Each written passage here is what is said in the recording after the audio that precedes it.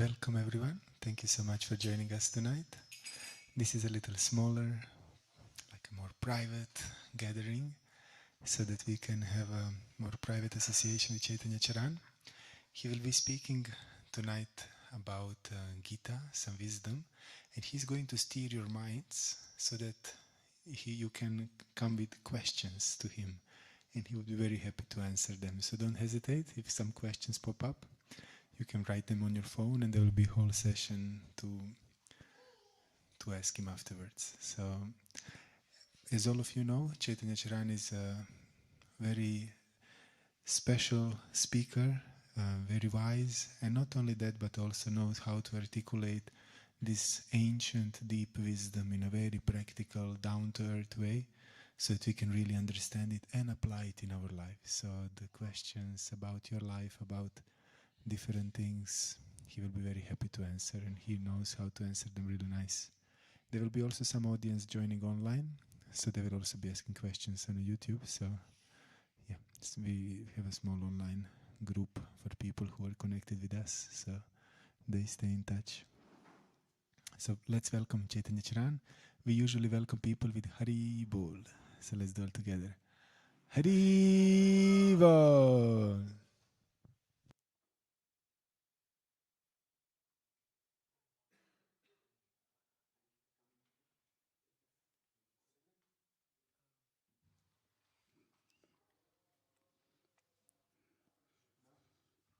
Hare Krishna.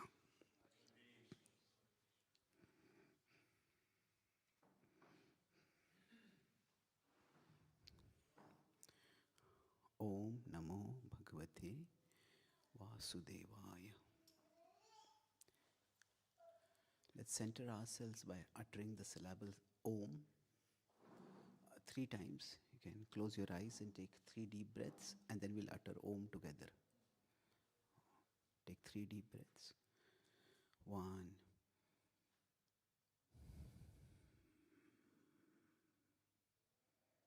2,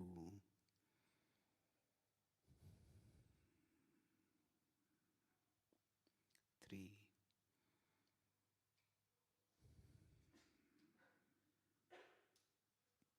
Together. Om.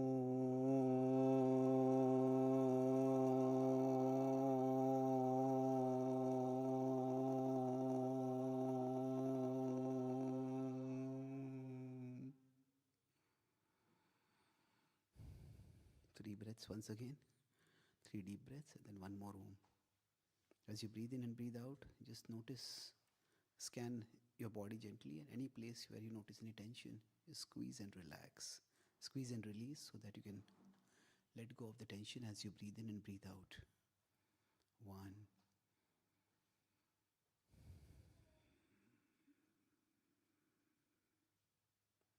2,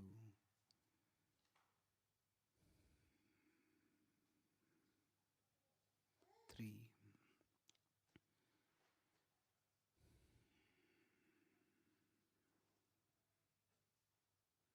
Together.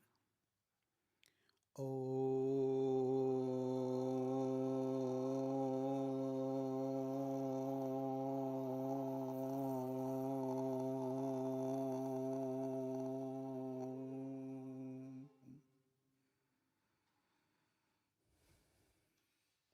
One last time. 3 deep breaths. This time as you're breathing and breathing out, you can gently pay attention to your face. Much of the tension in our body resides on our forehead, our eyes, the way we clench our jaw tightly. Just notice wherever there's a tension and squeeze and release as we breathe in and breathe out. 1,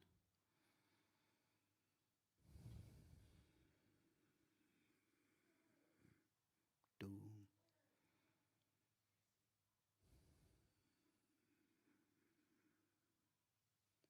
3, 4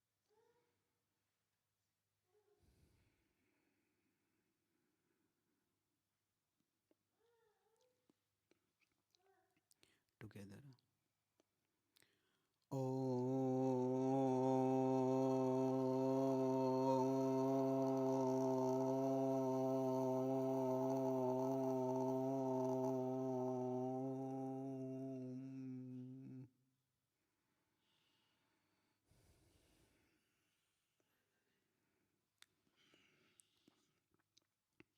can take a couple of gentle breaths and open your eyes.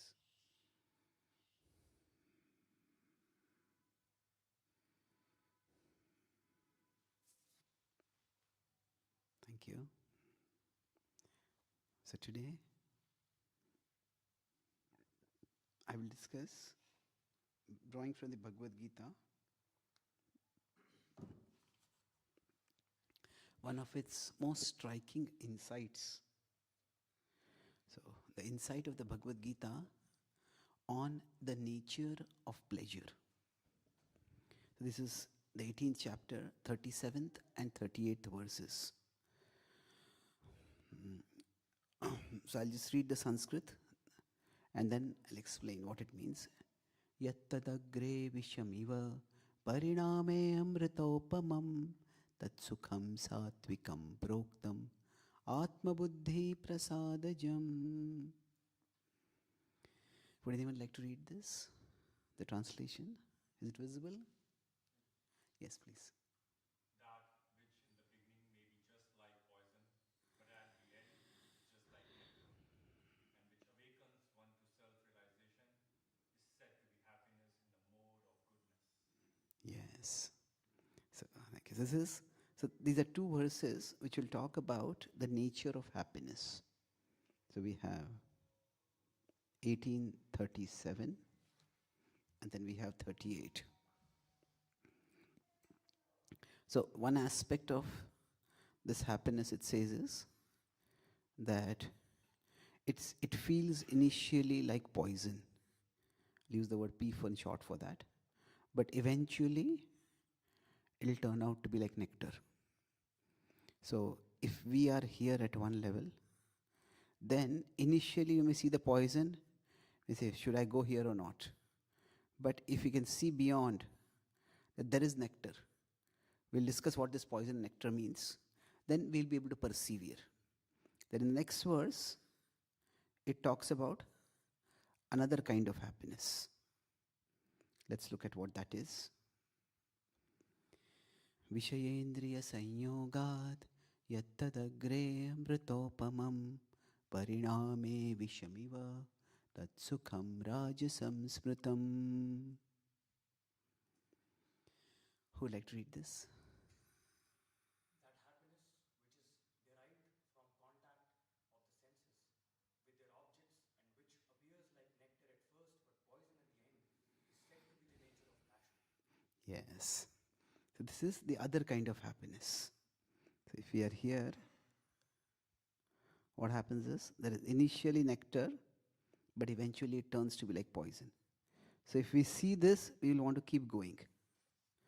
But if we see this, then we'll say, we'll have a, not just a question mark, but pause. No, I don't want to go in this direction.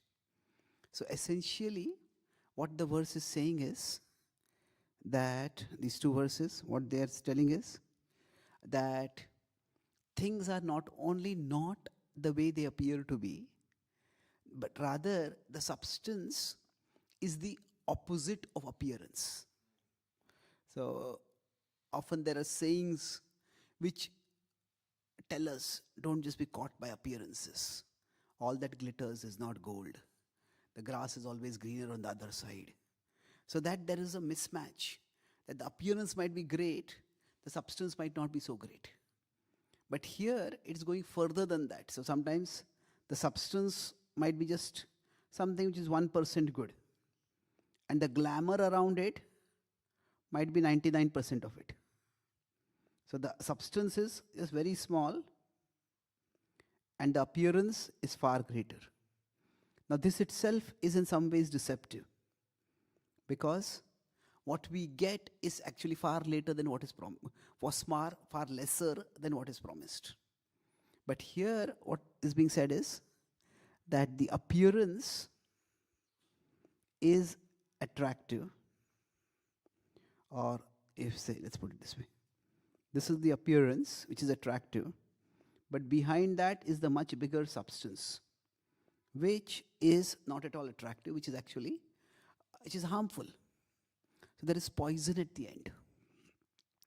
And the reason it talks about this is that by looking beyond the appearance of things, we will be able to make wiser choices.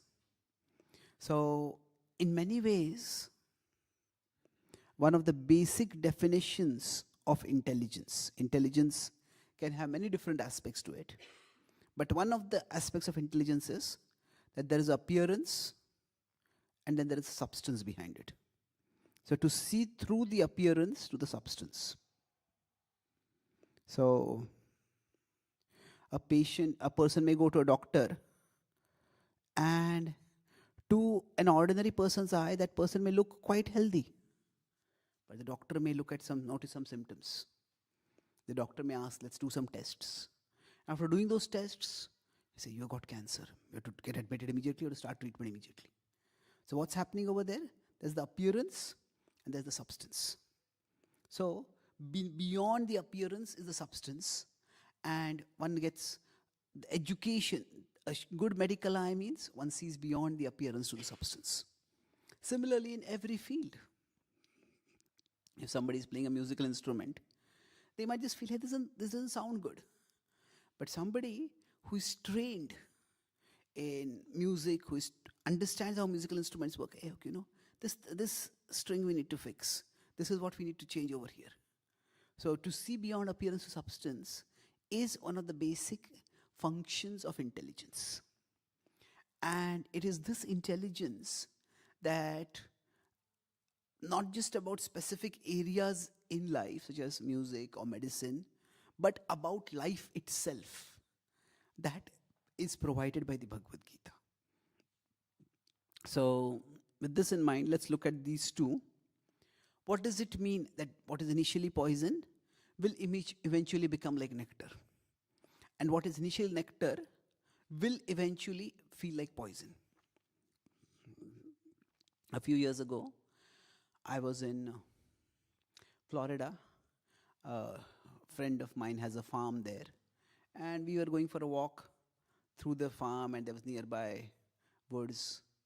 So we were walking, and there we saw a shell of a bird, and that shell was shaking. And as we were chatting and watching, he noticed that suddenly the shell cracked, and then a feather came out. So we could sense that there is a baby bird inside, and that baby bird is trying to come out. And when it's trying to come out, it's a feather comes out because there is a crack in the shell, but then the shell snaps back. And when it snaps back, its edges are sharp, and baby bird, you can feel it wincing in pain, writhing in pain. And as the shell's edges snap back against the feather, the bird starts bleeding. And then, as I was observing, again the bird was pushing from inside. And then another body part, maybe one leg came out. And then again the shell snapped back. And you can see the bird is struggling and in pain. So I asked my friend, can we help it? Can we crack this shell and help the bird to come out? He said, no, that's the worst thing you can do for the bird. Why? Because in the process of pushing against the shell and breaking the shell, through that process, the baby bird gets strength. It develops resilience to not just the physical strength, but also the resilience of the spirit to keep pushing on. And through that process, now we could break the shell and the baby bird would come out. But its body would be underdeveloped. If the body is underdeveloped, then it will not grow. Or it will not be able to fly in the sky or not fly fast enough. And then predators will come and catch it and devour it. So there might be quick relief. There's the pain. Oh, the shell is broken. It's so nice. I feel like nectar. But then there's a quick relief, quick release, quick relief, whatever word we want to use. But after that, with the poison, there's constant danger and inevitable disaster. On the other hand, if breaking the shell, it requires effort. But if the bird keeps breaking the shell, then when it comes, that breaking the shell is like poison. But when it breaks the shell and comes out, then it has become strong enough to fly in the sky. And then, as we said, the sky is the limit for it. It has a whole new life with the capacity to fly. So that is one example to understand how what seems comfortable initially, what seems the easy way, becomes the dangerous way eventually. And what seems to be the painful way initially becomes glorious, becomes exhilarating eventually. Now, this also applies to each one of us. We have our own conception of life, conception of ourselves, conception of life, conception of who am I and what I am meant to do, how I should be living. So conception of our identity. Now, all of us, we may or may not consciously think about things, but we all have these three things which we think about, or we have accepted at some level. Our identity, who am I, our destiny, what am I meant to do, and then our activity. How do I go around pursuing that? So for example, you may think that, okay, I'm a young man, I'm a young woman, and that's my identity then. What's my destiny? Maybe I have some musical ability, maybe I have some language interest, maybe I have some physical nimbleness and flexibility. I want to become a musician, I want to become an athlete, I want to become a yoga teacher, I want to become a mathematician. Accordingly, what do? I study in this field, I learn this skill, I develop this particular activity. In that way, we grow in life. So the idea is that identity, destiny, activity, all these, they work for us. We all need some sense of identity. We all need some sense of direction and destiny. What should I do? So this is like our shell. And for the baby bird, the shell initially protects it. If the bird babies are different from, say, mammalian babies. Our human babies are just born fully formed.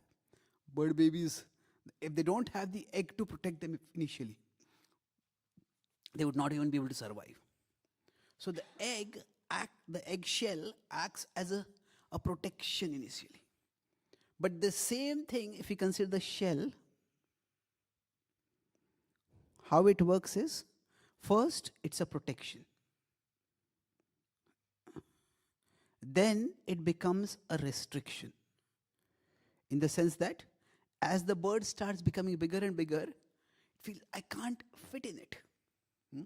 I just can't fit in it. After that, it feels like an affliction. Not just a restriction, but an affliction. Because you're trying to come out of it, and it's hitting back. It's piercing the body. It's causing pain.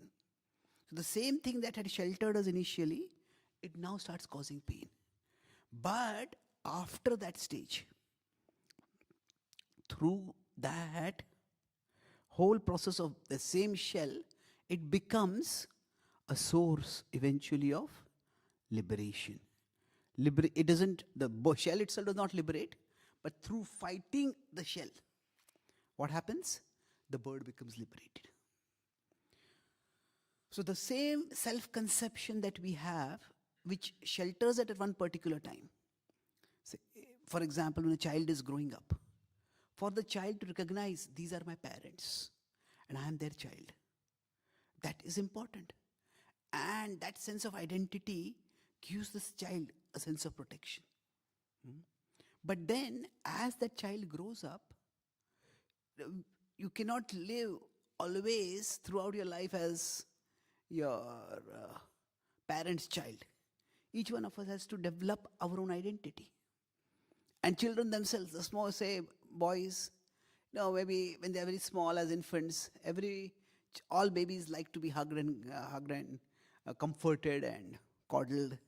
But say that same boy becomes 8, 10, 12 years old, and the mother hugs this boy publicly. He says, no, don't hug me now. I don't want to be seen as a mama's boy. So the idea is that it's not just a psychological uh, resistance to it. The child is trying to develop one's own identity. Now, when biologically we are growing, it's easy to understand this. But eventually, throughout life, we go through life, and at some point in our life, the conception of life that we have created, whatever it is that shelters us, that starts feeling like a restriction. And there has to be something more to life. There is more to me, there is more to life. And there is more to how I am meant to go about in life. And that understanding requires time. It requires exploration. So for us to be able to do this, this is the process of the initial poison that we go through till we get to the nectar. So what would be this self-conception? For each one of us, we have our self-conception that shelters us, but then sometime internally we feel, no, this is not enough. Or sometimes externally, life hits at us. So in the Vedic tradition, there is this word called artha. Artha means value. That money can be artha, health can be artha, talent can be artha, friendship can be an artha, a stable relationship can be an artha. So artha is value of different kinds. And the various arthas, they exist in a hierarchy. And there is, at the highest artha is called paramartha. So there is artha and there is paramartha. Paramartha is the supreme value. So artha is value, paramartha is the supreme value. Now for all of us, whatever is it of value, that is like a shell that protects us. And say for example, money, it is an artha. So however, whatever is an artha, there's a tendency for us to misequate it with the paramartha. Whatever is of value, we try to make it into of supreme value. So money is an important thing. Now people say, can money buy happiness? Well, only people who have money say it can't buy happiness. Isn't it? That people who don't have money, if somebody doesn't have enough money for food, then money can buy happiness. In the sense that money can remove the immediate source of unhappiness. If somebody is sick and they don't have money for medicine, then money can at least free them from the unhappiness of the sickness. So money has value. It is artha. But what happens sometimes, what is an artha, we make it into paramartha. So when money becomes the supreme value, so when an artha, let me put it another way first. When an artha becomes the paramartha, that means when something which is of value, we make it into the supreme value, then that leads to anartha. Anartha means that leads to two things. It leads internally to an impurity. It leads to a misdirection of our value. And eventually, externally, it will lead to adversity. It will create trouble in our life. Let's look at some simple examples to illustrate this. Say, we all need pleasure in life. Nobody can live without pleasure. But pleasure is one thing that we need in life. When pleasure becomes the most important thing in life, say somebody likes to drink alcohol, they get some pleasure in drinking alcohol. Now if pleasure becomes the most important thing in life, then that becomes addiction. So when pleasure is an artha, if it becomes the paramartha, it leads to anartha. The anartha is addiction. So when there was communism in Soviet Russia, at that time, the economic prospects were so very poor. At that time, practically, the production had gone down so much, none of the necessities were available. I remember even in India, India was never communist, but it was socialist. So my parents in India applied for a phone, not a mobile phone. They applied for a wall phone. We dial phone kind of it. In 1984. And they got a phone in 1989. So just to get a phone, it took 5 years. So the products were so less available. So at that time, basically what happened, in Soviet Russia, they were just addicted to vodka. Because that was one way to escape from the lack of any prospects for betterment in life at an external or material level. So there were people so much addicted to vodka that people were becoming dysfunctional. So at that time, the Soviet government had created an ad for awareness about a promo for warning people of how addiction to vodka can distort a person's values. So a family was sitting in front of TV and watching, and then on the TV the news comes. The price of vodka has shot up. And there's the man of the family drinking vodka, and there's a small child. He's very timidly asking, "Dad, will you drink less now?" And the father replies, almost nonchalantly, "No, you will eat less now." You will eat less now. So what has happened? What kind of parent would want to take away the food of their child so that they can enjoy just a little bit of the pleasure of intoxication? But this is where what is pleasure, when it becomes the supreme value, it becomes an addiction. Similarly, if money, as I said, money is important, but when money is the most important thing, that leads to greed. So money, similarly, we all need respect in life. Nobody likes to be disrespected. But say, if we have come to learn something, if you're learning yoga, if you're learning music, you're learning a new language, and then your teacher corrects you. Now, ideally, teacher should correct in polite and gentle ways. But suppose the teacher corrects anything. You corrected me, you disrespected me, get lost. So now respect is important, but if respect becomes the most important thing, then we'll never be able to learn anything. We'll not be able to grow. When respect becomes the most important thing, that becomes ego. Now we all need control in life. Whatever we do, like I'm speaking right now, so I need some level of control that, say, all of you, pay attention. If you have your phone, keep it in silent mode. Don't chat with each other. If one of you, couple of you are talking with each other, and I yell at you. Now, even if the person whom I yell at, they are gentlemanly enough, or they don't yell back at me. But still, at the end of the class, what will happen? No matter how good a talk I gave, all that you will remember is, this monk was so short-tempered. Whatever else I speak, you'll no longer remember that only.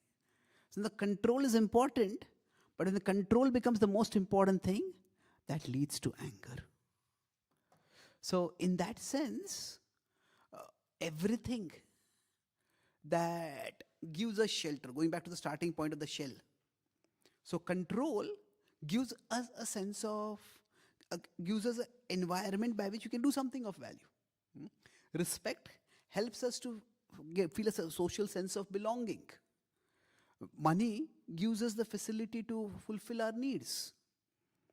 Pleasure is what we need in our life. But that which is a shell,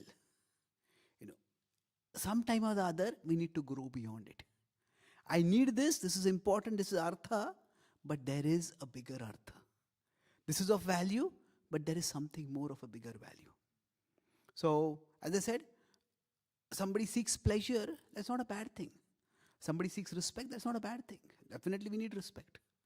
But if that is all that they are seeking in life, then they will miss out on much more that life has to offer. So, living inside that shell and breaking out of that shell. So, people who are egoistic, for example, they can never have deep or satisfying relationships with others. because they are constantly ready, even eager to take offense. And then that just prevents anyone from coming close to them. No, they are like porcupines, sharp spikes coming out from their body, and it just doesn't work. So for us, when we start practicing spiritual life, whatever we consider as the important thing in our life, it is important, but there is something more important. So what is it that is the most important thing? This Paramartha, the supreme value, this is said to be the divine. This is said to be the supreme reality, which in the Bhagavad Gita is known by the name Krishna. So everything that exists, we live in a particular family, we live in a particular country, we live in a particular community, we live in on a particular planet. So all of these are larger holes in which we are present, and all of these larger holes are contained in the supreme whole, and that supreme whole is the divine. So that is the ultimate sky in which each one of us can fly. Every one of us is a part of the divine, and every one of us has a part in the divine plan. None of us is a being whose existence has no value. That if, say, somebody is a part of a larger whole, if somebody in India, cricket is a very big game. So if somebody becomes a part of the Indian cricket team, that means they have a part in the team.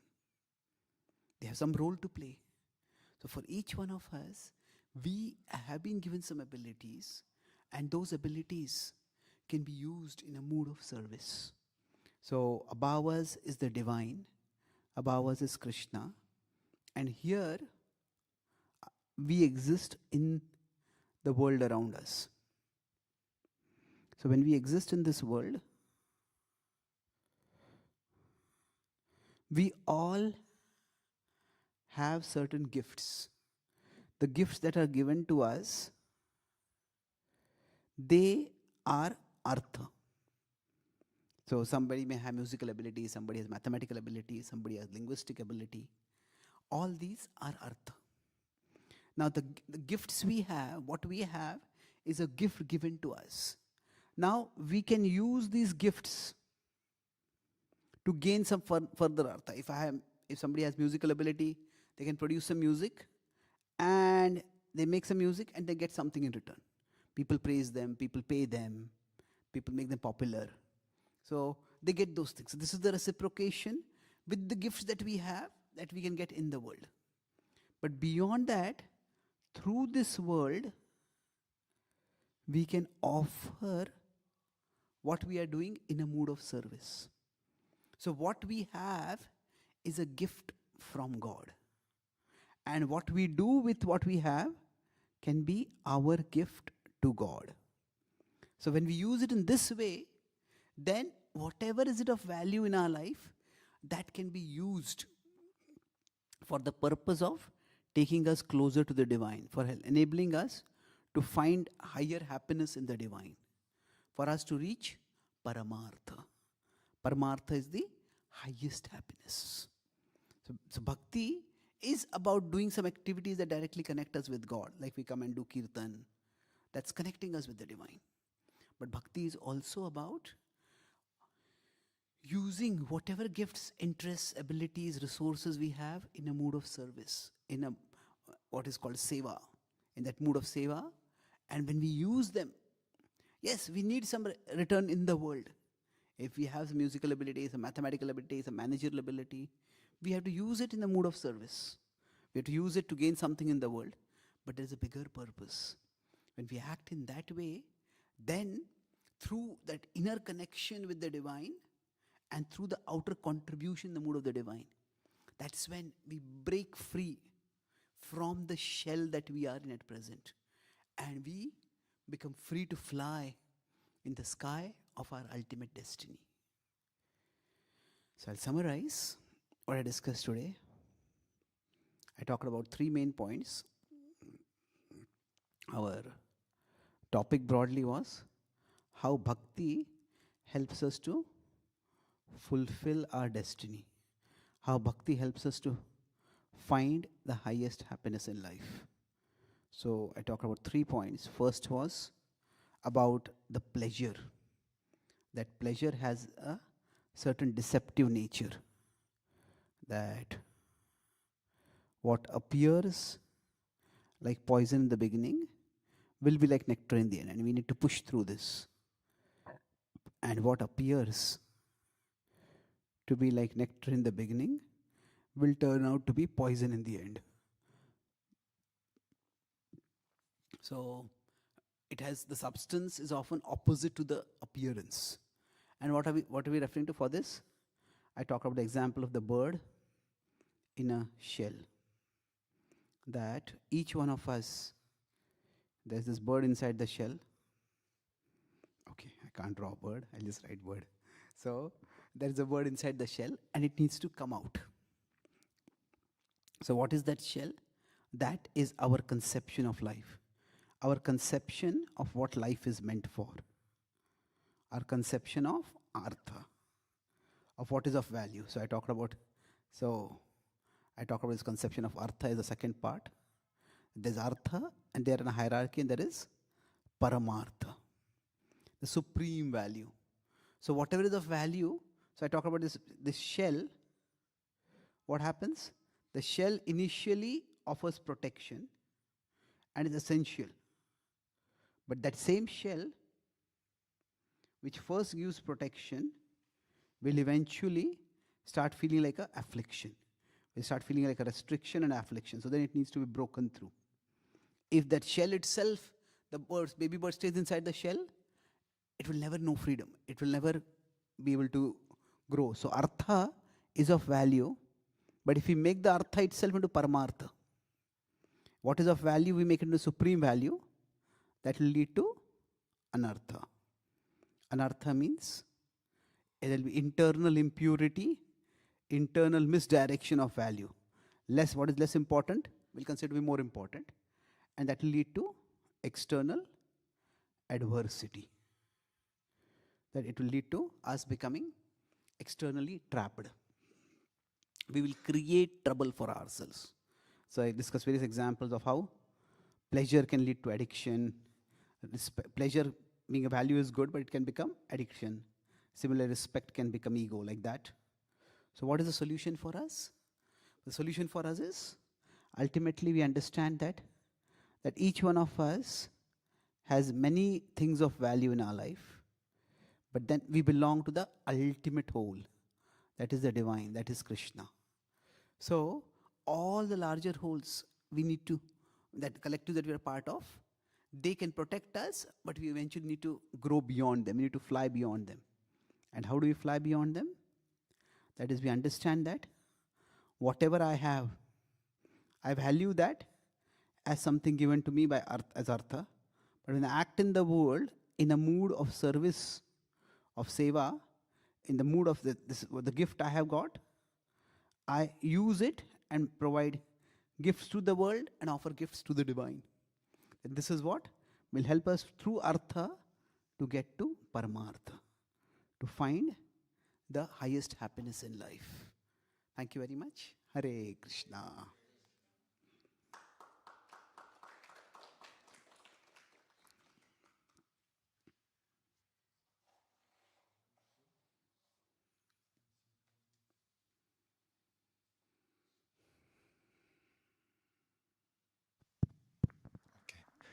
So thank you so much for this presentation. If there is any questions, now is the time. If you are shy immediately with the questions, you can also share what has stuck for you in your mind, what was something relevant.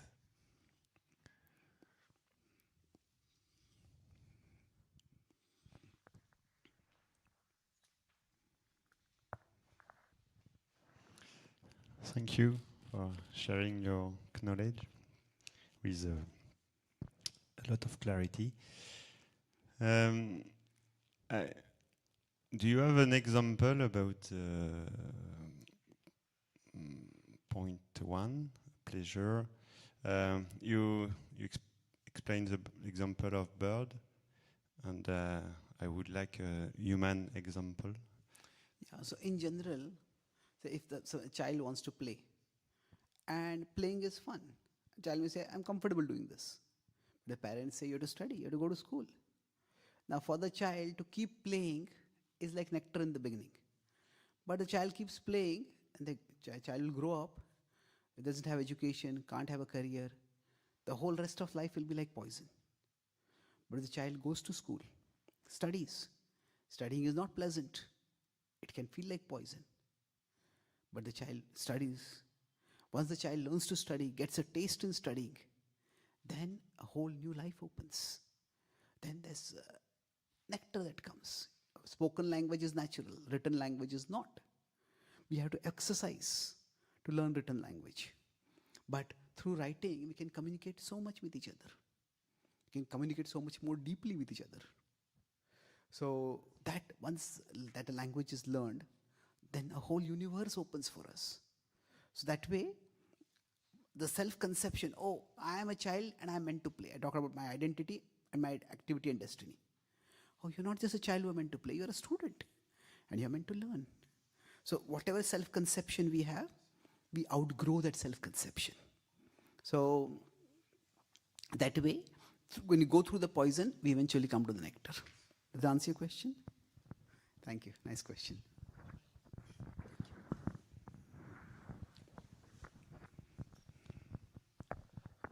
Hare Krishna, Hare Prabhu. Krishna.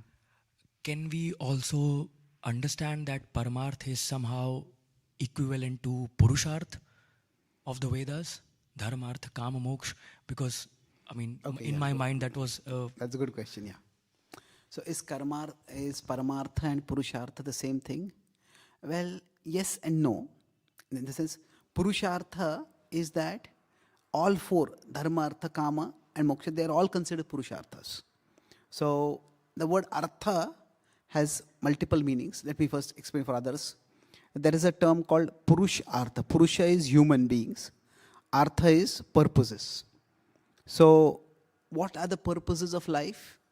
It is said that, first of all, there are four words used. Dharma, many of you may have heard the words, but these mean particular things in this context.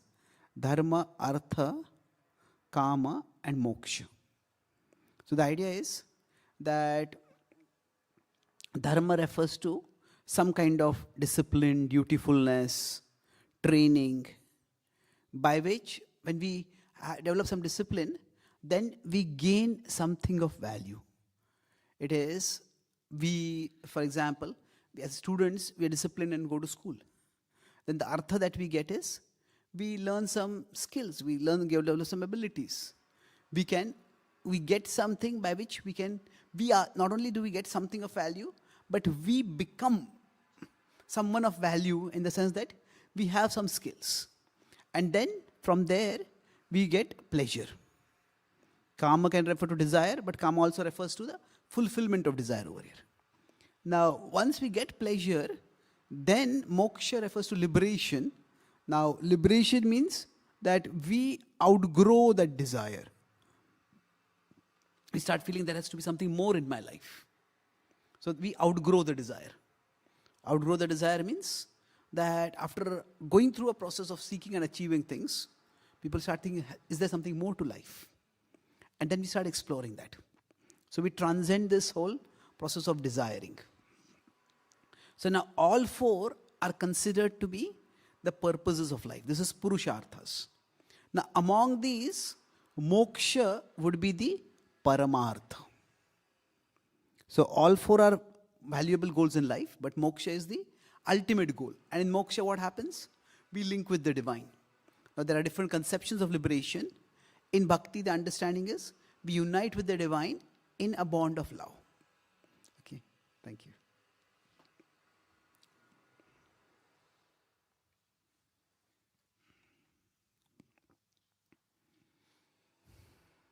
There is 2 questions also online. So Michael was asking, he was watching also the yesterday's talk. So he was saying that for someone completely Krishna conscious, does the screen of the mind completely disappear and it becomes a window? Okay. So, yesterday I was talking about, how many of you were there yesterday by any chance? Oh, good number. So, thank you. So, I was just explaining yesterday that we are souls, and around us there's the mind, and then there's the body. So, the mind often acts like a screen for us. So from outside, whatever images are coming, you're perceiving now. You're hearing what I'm speaking, you're watching what I'm saying. Maybe you're hearing some noise in the background.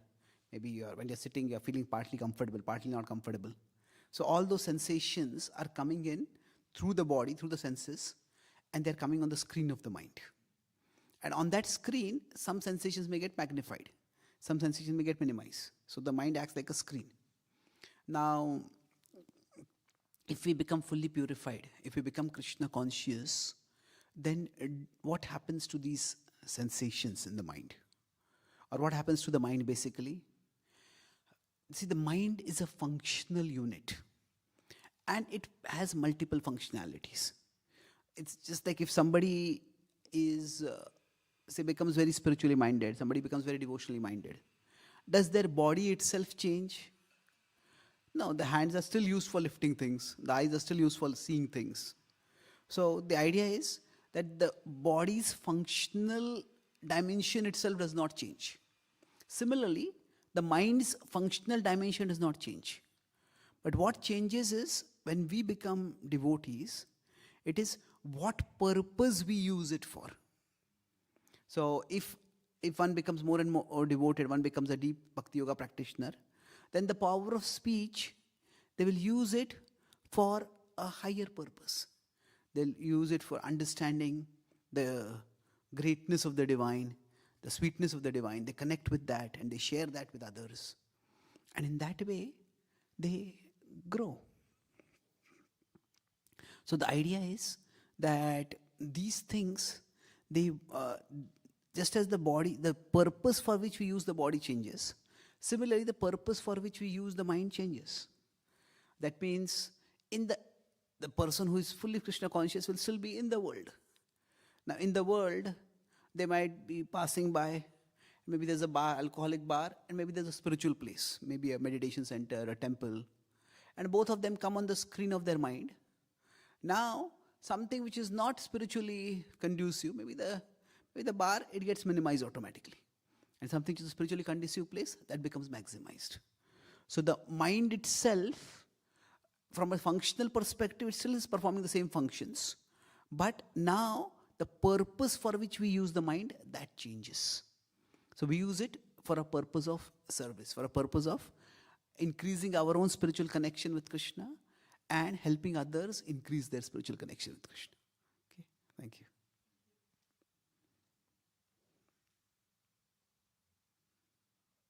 Some other question from the audience here? Okay, so the second question online was, in the talk yesterday also the self was described as the soul plus mind plus body. I had understood that the self to be the soul inside the machine of the mind and the body. Could you explain this briefly? Okay. So, is the soul, when we talk about the word self, so is the self the soul, or is the self the whole composite of it all? Well, there are different ways in which we can look at it. Yes, ultimately, our identity is that we are souls. At the same time, we are in a particular body-mind machine. And at present, our identity is a composite. So even for somebody who is very spiritually elevated, for them also, they will still, from the world's functional perspective, they'll still be identified as citizen of a particular country. They'll be identified as a person of a particular gender. They'll be identified as being of a particular age or belonging to a particular age group.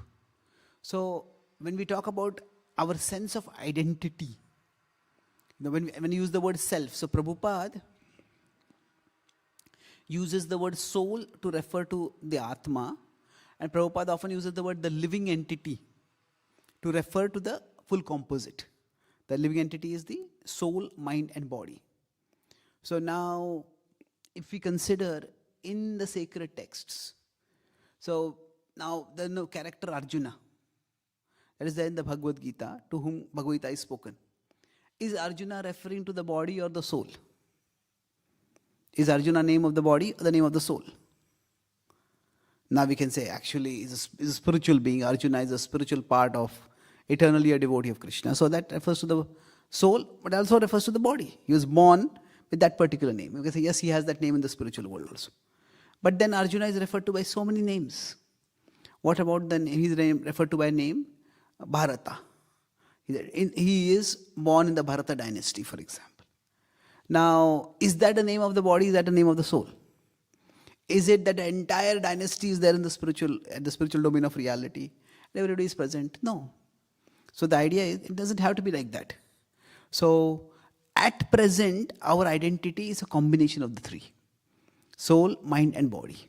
Now we could say that we have a core identity. Our core identity or a fundamental identity is that we are souls. But then beyond that, we have various functional identities. And functional identities vary. They can be based on gender, nationality, age group, education, height, complexion, and so many other things. So now when I refer to myself, in a philosophical sense, I refer to the soul. But in the practical sense, I am referring to the combination of it all. So say, if I ask in normal conversation, so where are you from? You say, I am a soul from the spiritual world. That's not what I'm asking you right now, isn't it? So in a conversational sense, when we refer to I and you, we do refer to us as a body, mind, soul. And in that sense, we cannot completely divorce these dimensions of our identity. So yes, the self refers to the soul in the ultimate philosophical sense, but in normal conversational sense, it refers to the composite of all three. Yeah.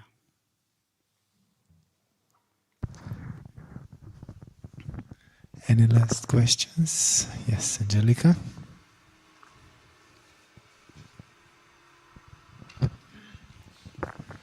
Hare Krishna.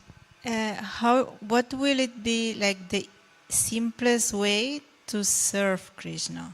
As if you haven't done it before and you wanna start to do this service from your arthas, to give them to Krishna, how can you be conscious and do that?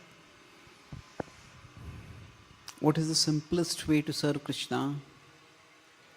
At one level, it is chanting and singing Krishna's names. It's a very accessible way, kirtan, japa. This is a very accessible way of connecting with Krishna through the holy name. And that can be a very fun and significant activity of our life. Along with that, there are other things each one of us can do. So whatever is our natural inclination, whatever is our ability, whatever is the gift that we have. So the way within the Bhakti tradition is understood, a gift in one is meant to be a gift for everyone. A gift in one, say somebody has singing ability, somebody has speaking ability, somebody has decorating ability. Now that is a gift in one. But if they use it, it can be a gift for everyone. So they can make some beautiful music, they can give an inspiring talk, they can create a very aesthetically pleasing decoration. So that way, whatever is it that we have been given. So like I talked over here, the simplest way to serve Krishna would be that whatever is the artha that we have, whatever is the gift we have been given, we use that gift in a mode of service to Krishna. So from a practical, long-term, sustainable perspective, we try to understand our gifts. And once we have understood our gifts, we use them in a mood of service. Okay, thank you.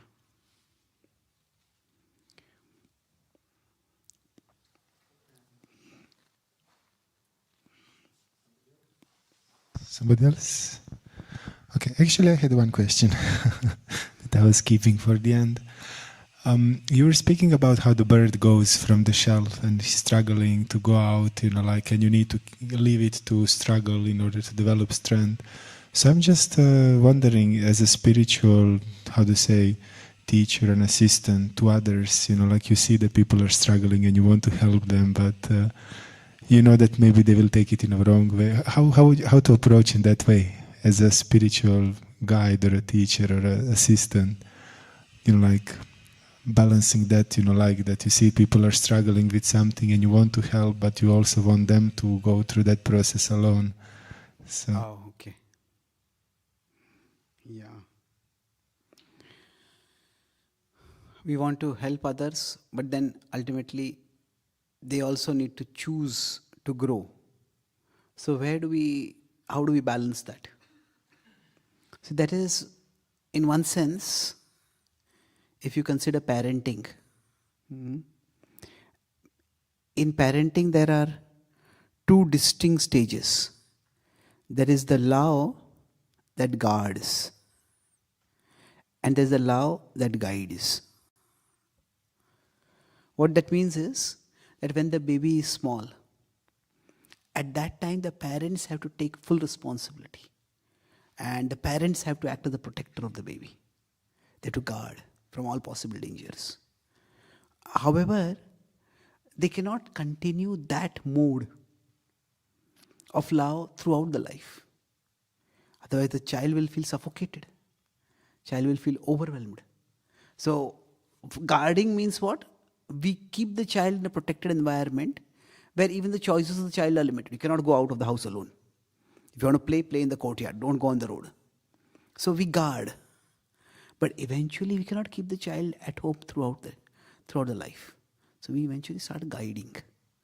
And then guiding means that they are going to make their choices. And then we can only give them inputs about what kind of choices they make. So the point is that love itself takes different forms at different times. So for each one of us, just as the parenting love can express itself in different ways, like that, when we are trying to help others, there are two distinct ways in which this can be understood. One is that, say, somebody is in a well, or somebody is fallen in the bottom of a valley or something, and we throw a rope down. And then they hold the rope and climb up. The other is they hold the rope and we pull them out. Now, in the first case, we are playing a smaller role. We are holding the rope and they are climbing out. They are doing the major effort. In the second case, they are holding the rope and we are pulling them out. We are doing the major effort. But in both cases, it's cooperative. So now, in some cases, the person who is guiding may play a greater role. And the person who is being guided, they play a smaller role. Okay, just accept the guidance. But in some cases, the person who is taking the guidance, they have to start playing the bigger role.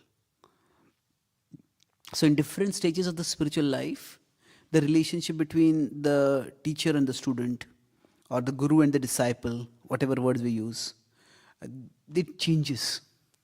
So in some cases, it is that the teacher plays the major role. In some cases, the student plays the major role. That's why spiritual life is dynamic.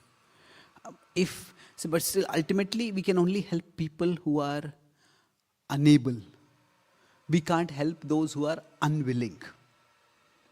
So in the past, at least in India it used to happen, I don't know if in your countries it would happen, that the cars would not work. You try to start the car, but the car doesn't start. And maybe 10, 15, maybe 20 years ago, cars were not so common in India. So somebody who had a car, they might call people, please push the car from behind. And the people would be pushing the car from behind, and that person would be trying to start the car. And together, they would get the car to move. Have any of you seen this? You see this, okay? So now suppose the people from outside are pushing, but the person inside has gone to sleep, or the person inside is pressing the brake. Then the people outside will say, why should I keep pushing? Isn't it? So the idea is that the car has to be driven eventually by the person. Initially, people outside can push. But if that person is resisting the push, then we can't keep pushing for long. And even if we are pushing, eventually the person has to start the car themselves. If they do not, then the car will not move. Or the others cannot keep pushing forever. So that's why, in one sense, showing the way that this is the path, this is how we walk the path, that's what a teacher can do. But then walking the path is what the individual has to do. Okay, thank you. Final thoughts, comments?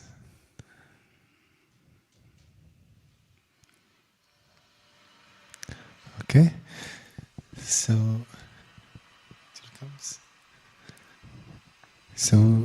before the dinner comes, we're going to have a short, small snack. I just wanted to thank Chaitanya Charan that in his busy schedule and when he's traveling, not just giving talks, he gave like, I think 500 talks in 1 year. Can you imagine that? So a year has 365 days, so 500 means almost every day a talk or a 2 or a 3. So in the meantime, he writes books. So he wrote 30 books and so many other things. And he was traveling, not going in one place, but traveling all around India, Europe, America, other places also. So I'm just amazed how he manages to do all of that. But yeah, so I'm very happy that he spent this couple of days with us. And tomorrow he's going to have a whole day retreat, very special, where he's going to go deeply into the science of Bhakti and how Bhakti functions. And I'm really eager to attend that. So we'll be starting tomorrow 9:30. We will meet here. Program will start from 10. And we will have also lunch included in MVT. And we are going to finish by 5.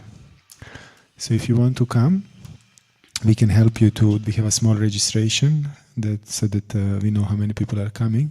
So just approach either me, either Angelica or Taruni. So we'll help you. And and tomorrow evening also there will be Kirtan by Madhava. So you are very welcome to join. And now also you are welcome to stay for the dinner. And there was one comment or question from Herb. Oh, from you. Okay. No, please. I just wanted to ask, do you have a video lecture portal where we can go and access your lectures on Bhagavad Gita? Okay, yeah, I should. I have my YouTube channel with my name Chaitanya Charan. Okay. So there are classes on the entire Bhagavad Gita, all 18 chapters. Yeah. There is 3 levels of talks. One is where each chapter has one class. Mm-hmm. Then beyond that, there are the longer set of almost 108 classes where all the 700 verses are covered. Wow. Okay. And then there is a verse by verse talk also. Okay. So small talks about 10 minutes each. Oh. So all 3 are there. My name is Chaitanya Charan, so that's the same channel. Okay. Thank you very much. Thank you for the service. Thank you. There are a couple of books also which I have written. I have one of my latest books called You Are Not Your Mind, You Are Better. So can you bring many of the things that I have spoken today, especially of the psychology of how things work, that's explained in that book. The 64 common questions about the mind and how exactly the mind different from the body and the brain. Is the mind something real or conceptual? Why does our mind work against us sometimes? So I was drawing simple conceptographics. The conceptographic diagrams explain the concept. Each article just 2 pages. It's a fairly accessible read. This is what is available. I'll also be here for some time in case you want to have some questions answered or to have the book signed. Thank you. So you mentioned this Gita Daily. Yeah. So there's on the YouTube channel there is all the talks are there, but there's a website called GitaDaily.com. GitaDaily. So there all these talks are there, and there are also articles. If you prefer reading, There are almost 5,000 articles on the Bhagavad Gita over there, and there are diagrams explain the Gita's concepts also. Thank you. And also, not the least, he has a website called Spiritual Scientist, where you can dive deep into the Vedic wisdom and a scientific way of approaching it, and many other things. So this was just briefly, not to confuse you, but if you Google him out, you will see a vast library of knowledge and wisdom.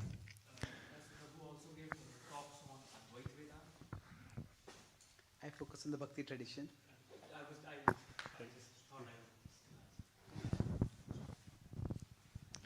Okay, so thank you. The dinner has come, so you're very welcome to stay, associate, also approach Chaitanya Charan if you have some other questions.